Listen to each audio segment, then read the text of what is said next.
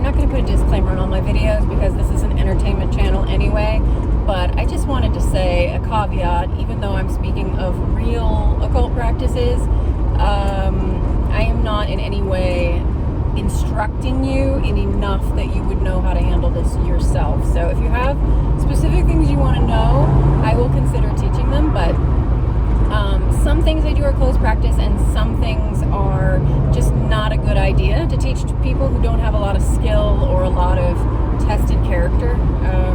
I didn't really agree with that when I was younger. I was more optimistic about people's ability to handle power. Not so much anymore. So this is for entertainment purposes only, and do not try this at home unless you are instructed elsewhere on the practicalities and safety measures, psychologically in particular, for doing this type of work.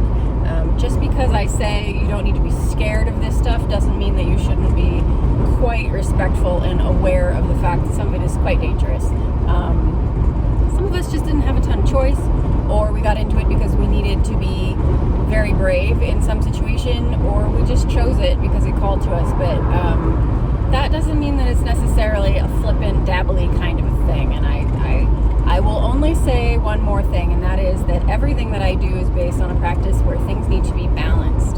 So it may not all be love and light, but it's not power hungry, and it's not supposed to be braggy, though we all get in our ego occasionally, and it's not something where you can weaponize it without it blowing back on you. So I may teach more about that in the future, but I just wanted to do a little disclaimer because people get really scared of this stuff, but then they also get a little bit flippant about it, and I don't recommend that either.